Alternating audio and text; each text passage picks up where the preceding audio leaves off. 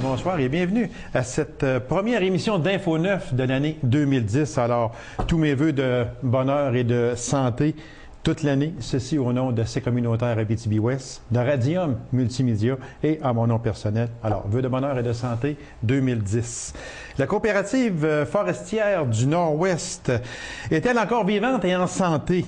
Alors, aussi, a-t-on appris, elle a peut-être une nouvelle vocation, délaisse peut-être un peu de domaine forestier pour un autre domaine. Tout ça, pour nous en parler, je reçois son directeur général de cette entreprise, M. Franz Asselin. M. Asselin, bonsoir. Bonsoir.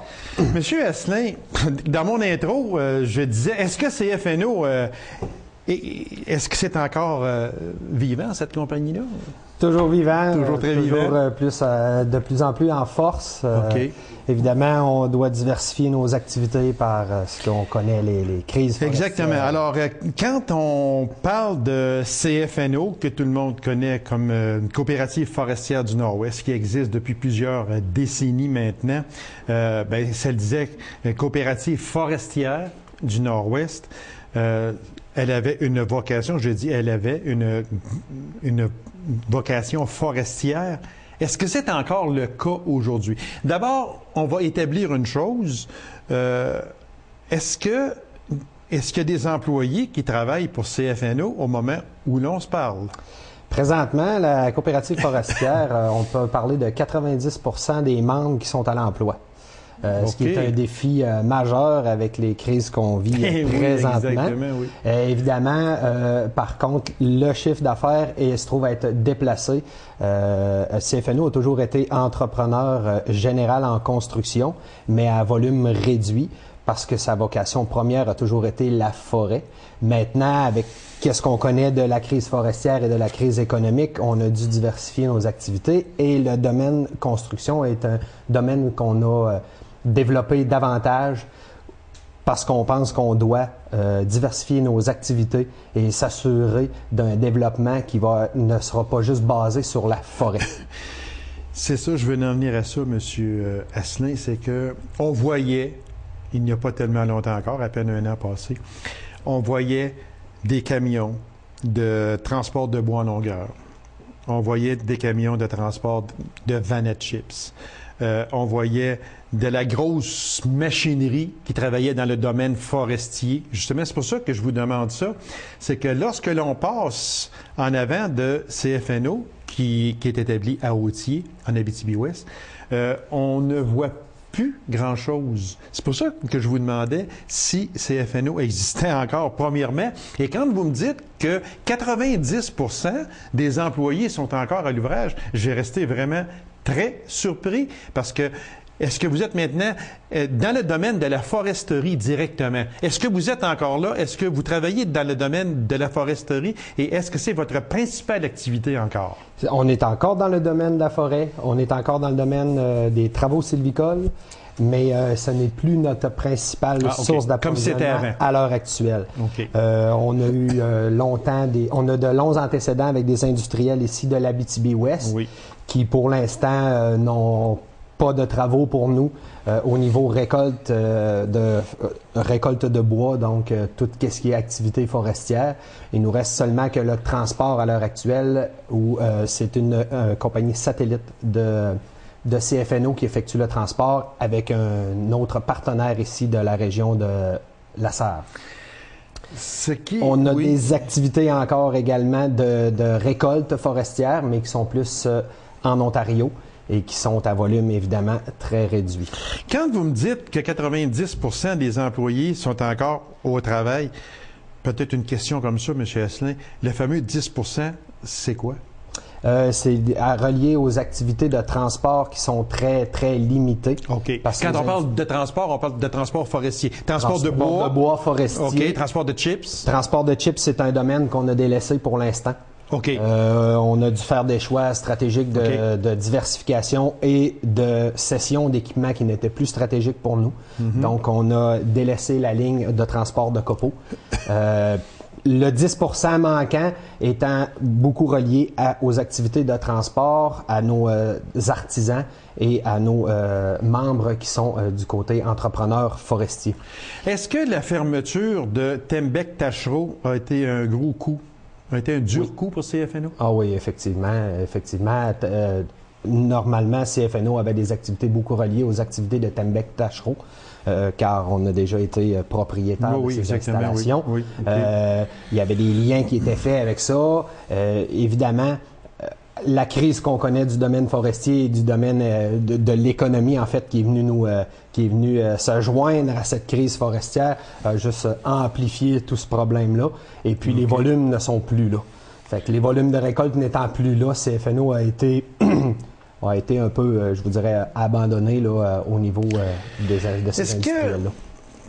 Est-ce qu'on peut dire, au moment où l'on se parle, là, en début 2010, là, que la vocation de CFNO, bien, elle a changé.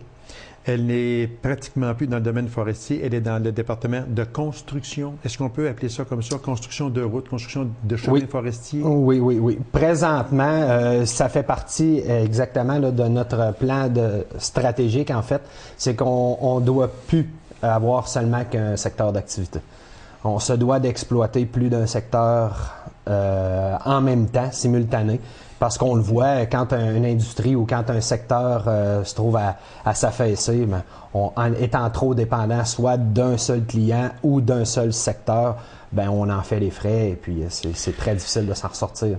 Dans ces fameux 10 que je reviens, là, ce sont de la manière que je peux comprendre, ce sont des chauffeurs de camions qui ne sont pas repris. Est-ce que ces personnes-là ont toujours accès à CFNO en ce sens qu'ils peuvent être rappelés ou c'est que vous leur avez offert d'autres choses qui ne correspondaient pas peut-être à leur vue, à eux autres? C'est un petit peu ça. Bien, est-ce qu'ils peuvent revenir à l'emploi? Une grande force de CFNO, ses membres. Ces membres sont polyvalents. Fait que plusieurs d'entre eux, on est en mesure de les réaffecter.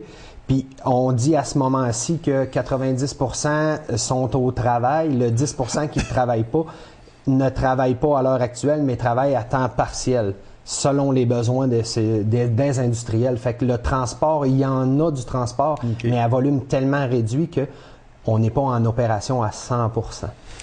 On dit que 33 millions ont été avancés au printemps 2009 par Québec et Ottawa pour des travaux sylvicoles dans la région. On dit qu'il y a plusieurs... Est-ce que, particulièrement en Abitibi-Ouest, est-ce qu'il y a de cet argent-là dans les travaux sylvicoles? Il y a de ces argents-là. Les annonces ont été faites tard. Je vous dirais, le ministère a eu beaucoup de pression pour trouver des territoires parce que ces argents-là sont pour une intensification sylvicole, de travaux sylvicoles, mais qui n'est pas relié aux activités des industriels. Pour ne pas nuire à l'entente sur le bois d'œuvre avec les Américains, ça ne doit pas être des travaux qui sont reliés aux activités normales de ces industriels-là. Fait que c'est des endroits, exemple, où il y a eu des feux profonds, où on doit remettre en production le territoire qui ne produit plus à cause entre autres, d'un feu là, important où la régénération n'est pas présente pour redonner la production à ces territoires-là. Demain matin, la production forestière reprend de plus belle. Aux États-Unis, au lieu de construire 400 000 maisons, on en construit 800 000 demain matin. On exporte beaucoup de bois. Les usines forestières reprennent. Tembec reprend. Tachereau ouvre. Est-ce qu'on peut revenir au secteur forestier pour CFNO?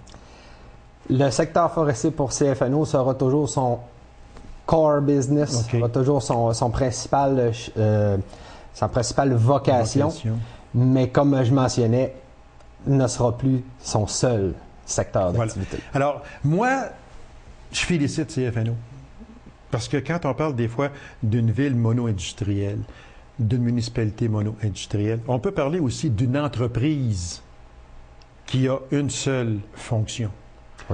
CFNO a toujours eu comme fonction la foresterie. Maintenant, moi, je les félicite, vous en particulier, puis tous ceux qui gravitent autour, parce qu'on s'est tourné de bord, puis on a dit, c'est une entreprise qui, chez nous, en Abitibi-Ouest, emploie au-delà de 100 personnes. On ne peut pas se permettre de dire, la foresterie, elle n'est plus bonne, on ferme, on se croise les bras, puis on pleure, puis on attend. Vous vous êtes tourné de bord, puis vous avez dit, OK, foresterie, on met ça de côté pour l'instant, ça ne fonctionne plus. On va aller dans un autre domaine, puis on va garder nos employés. Chapeau et félicitations, M. Asselin. J'aimerais en profiter justement pour remercier, moi, tous nos membres qui, écoutez, ils ont mis l'épaule à la roue. On a modifié des équipements qu'on avait avec des demandes qui ont été faites, vous savez, souvent de dernière minute. On développe le nord du Québec. On doit prendre des c'est pas facile de réaliser ces changements-là, ces virements-là, c'est des grands virements. On attaque le confort d'une situation qu'on maîtrise bien en disant, ben, on va travailler dans d'autres secteurs, on va travailler dans d'autres régions, on va travailler dans un autre domaine. C'est un très grand défi qui a été relevé, là, je vous dirais, à merveille par toute notre équipe, qui est vraiment, les membres sont vraiment la force de la coopérative. Mais c'était un beau défi, M. Asselin? C'est un gros défi. C'est un extrême gros défi. Faut respecter les capacités de l'entreprise, capacités à tous les niveaux. Oui. C'est pas tous les travailleurs qui ont la possibilité d'avoir accès à des cartes pour travailler, entre autres, sur des travaux qui sont décrets. Ils ont dû se tasser des fois puis faire la place à des gens qui avaient les papiers que ça prend, les qualifications que ça prend. Côté certification. Okay. Ces gens-là ont su se reculer et faire la place aux autres pour nous donner le coup d'envoi pour se permettre de développer ces nouveaux marchés. On a développé un système de gestion qu'on a certifié à 3 normes internationales, 3 normes ISO, la 14001, la 9001 et OSAS 18001. Donc, satisfaction clientèle, qualité satisfaction clientèle en 9001, environnement avec la 14001 et 18001, là, qui est santé et sécurité. Sans l'appui de vos membres, ça aurait été impossible. Ça aurait été ou ça aurait été très difficile. Okay. Très difficile. On ne peut pas non plus aller contre la volonté des gens. C'est une volonté des membres depuis très longtemps de ne pas avoir qu'un seul domaine, de ne pas avoir qu'un seul client, de ne pas être dépendant. C'est une grosse machine à tourner de bord, mais quand on l'a tourné, je peux vous dire que l'avenir est beau. Et le domaine forestier, on ne quitte pas le domaine forestier, on est dans le domaine forestier. Moi, là, une question en terminant, peut-être un peu difficile et libre à vous d'y répondre, M. Asselin, mais on commence à entendre des sons à l'effet que Tembec-Tachereau ne réouvrirait pas. Alors, ça veut dire que pour CFNO, à ce moment-là, le domaine forestier, entre parenthèses, c'est presque terminé. Est-ce qu'on peut dire ça comme ça? Surtout pas. Surtout pas, OK. Surtout pas. CFNO va toujours rester un acteur important dans l'Ouest. Vous savez, les changements au régime forestier qui s'en vient normalement devraient remettre de plus en plus à la communauté la responsabilité de l'aménagement de son territoire. CFNO va être là. CFNO va avoir son rôle à jouer. Moi, c'est certain. M. Asselin, je vous félicite parce que je ne vous connaissais pas du tout. Et puis, juste à vous entendre parler, vous êtes un homme vraiment dynamique. Vous êtes un homme qui savait vous tourner sur un dissous, comme on dit. Puis, je suis certain que les membres de CFNO vous font une extrême confiance et la preuve de la réussite, vous l'avez actuellement. Puis j'aime vous entendre dire l'aspect forestier, on le garde toujours. Ça veut dire qu'il y a toujours espoir pour CFNO. Monsieur Asselin, je vous remercie infiniment puis je vous souhaite tout le succès possible et félicitations à CFNO. Merci beaucoup. Merci à tous nos travailleurs, à tous nos membres encore. Merci beaucoup, Monsieur Asselin. Courte pause, mesdames et messieurs, on vous revient immédiatement après. Restez avec nous.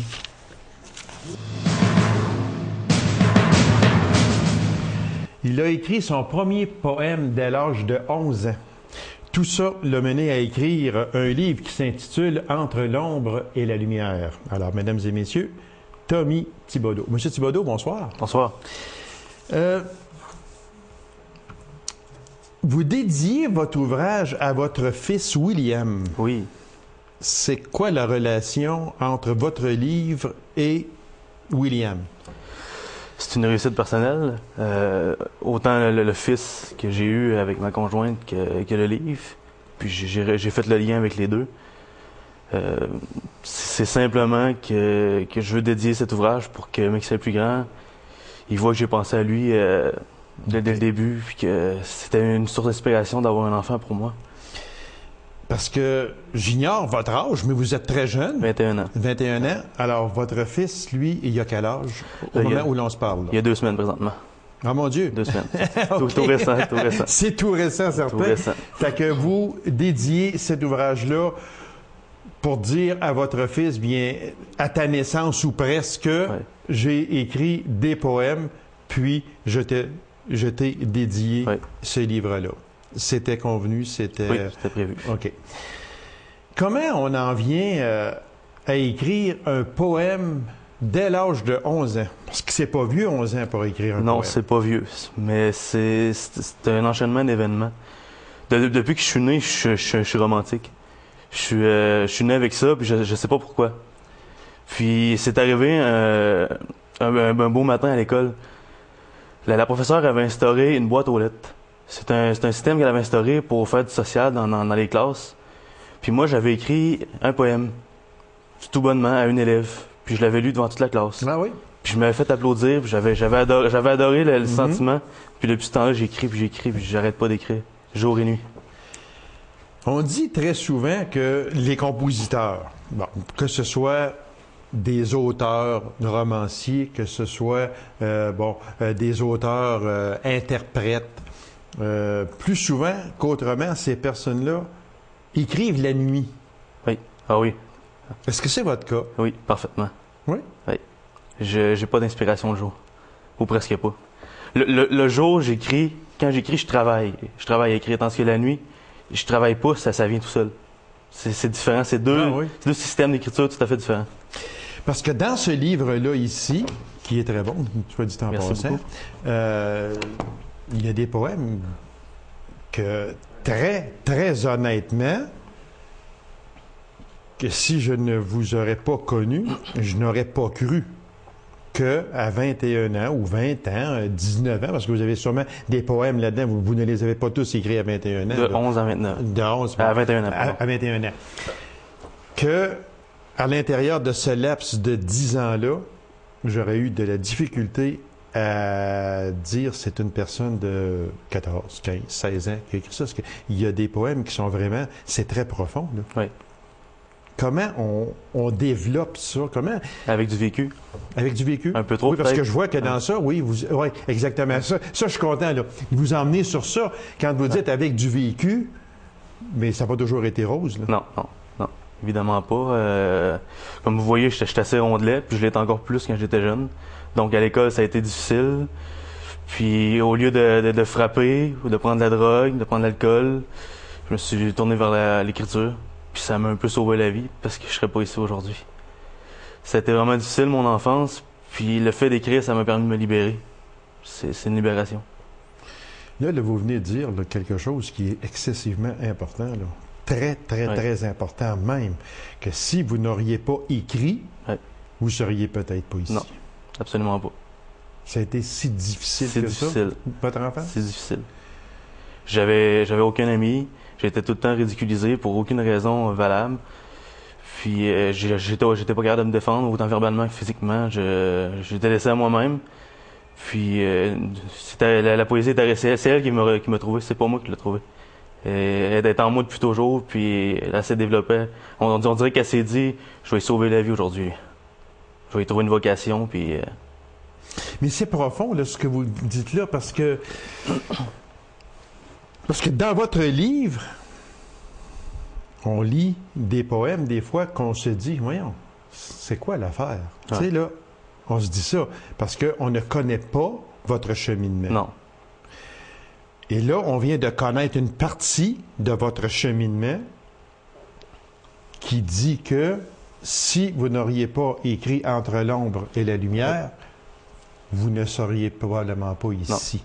Non. Donc, quand vous dites ça, là, moi, je viens d'allumer puis je viens de comprendre 90% de vos poèmes. Il faut savoir, évidemment.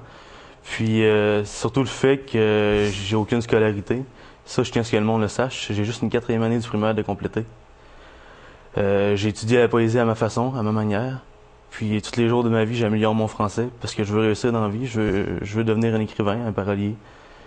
Puis, c'est des événements qui ont fait en sorte que j'ai pas pu aller à l'école aussi longtemps que j'aurais voulu. Puis Puis c'est encore de même aujourd'hui. Il y a des événements qui font en sorte que je peux pas continuer. Puis c'est ça. Puis je veux que les jeunes sachent surtout que l'école, c'est important, mais que c'est pas le seul chemin dans la vie.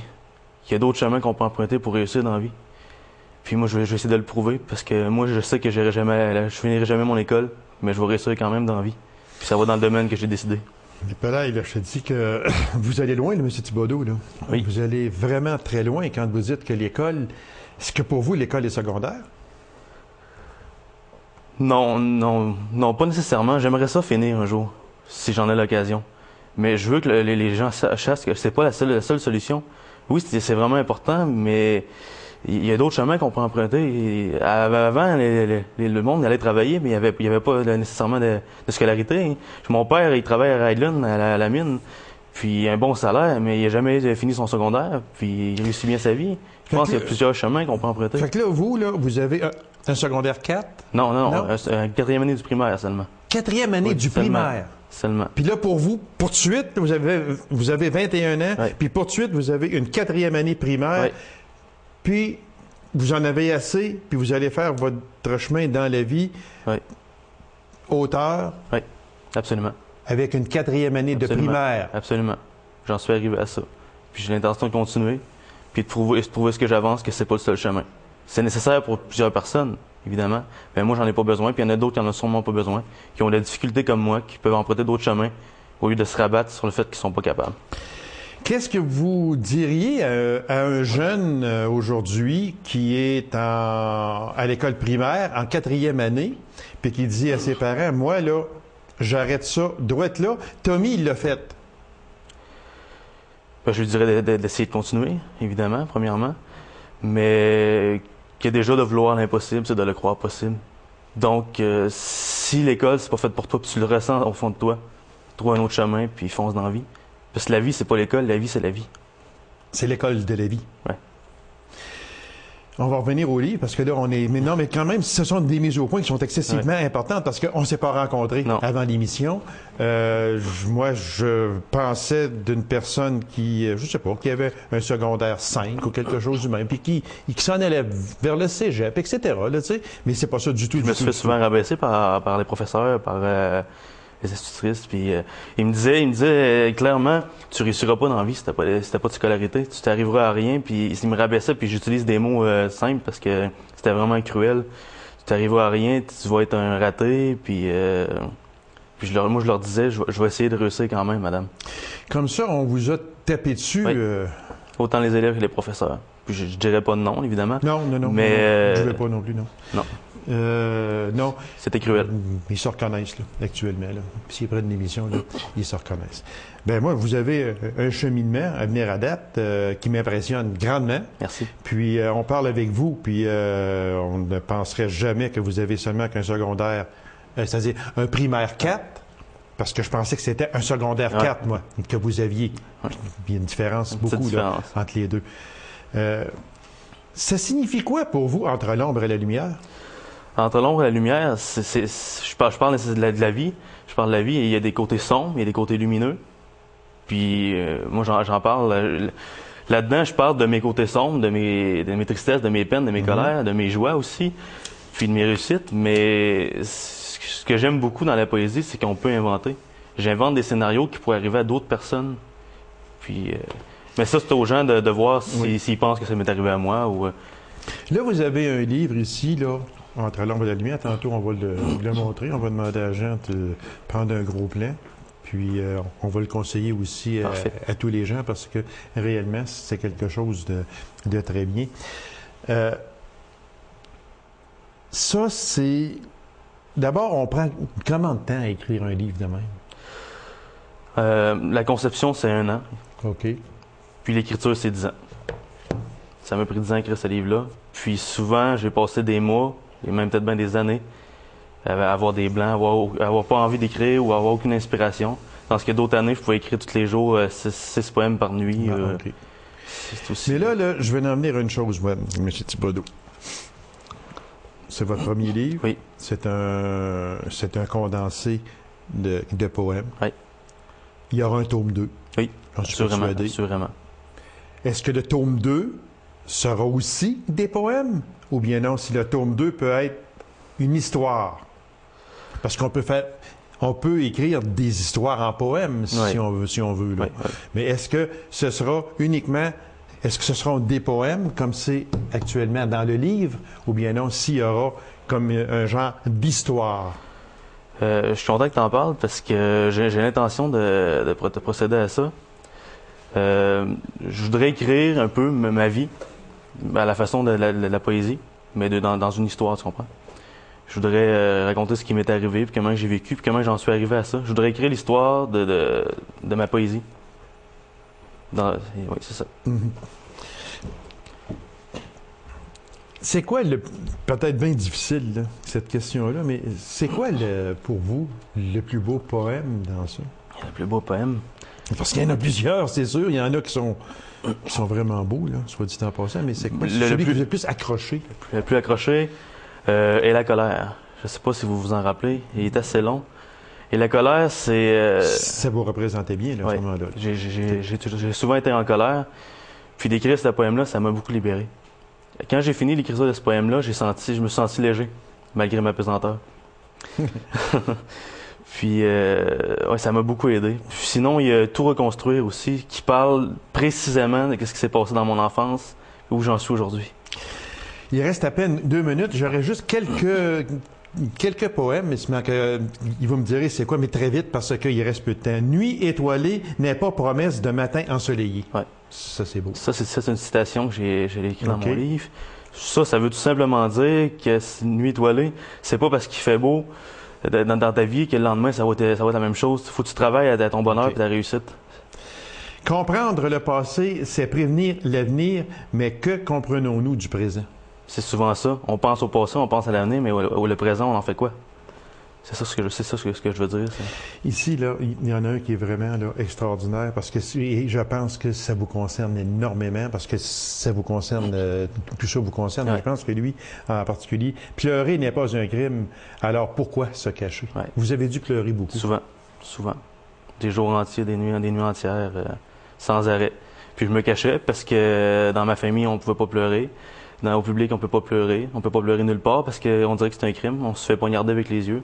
Donc, on pleure en cachette. Puis, on parle pas à personne. Donc, on reste seul avec soi-même. Puis, chez vous, vous n'aviez pas le droit de pleurer? Ben, j'avais le droit de pleurer, mais c'était mal vu. C'était pourquoi tu pleures, puis arrête ça. Puis, fait que je vais me cacher au sol dans ma chambre. Ou, Véronique Massy a été pour beaucoup dans ce livre-là. Oui, du Carrefour Jeunesse Emploi. Les conseils, c'est elle qui me les a donnés. L'aide technique, c'est elle. C'est tout elle. Et vous avez participé activement à toutes les étapes de cette... Monsieur Thibodeau, merci infiniment. On vous connaît beaucoup plus, malgré qu'on aurait pu encore en parler beaucoup. On vous connaît quand même beaucoup plus. Puis là, moi, je viens de comprendre 90% du livre quand vous avez dit que c'était des poèmes que vous ressentiez directement selon votre vie. Merci. Alors, je vous souhaite bon succès, puis vous avez des preuves à donner, comme vous avez dit, puis on vous souhaite de réussir. Merci beaucoup. Et je vous remercie beaucoup. C'est moi qui vous remercie. Alors, mesdames et messieurs, merci d'avoir été là et on se donne rendez-vous à une prochaine émission d'Info 9. Au revoir.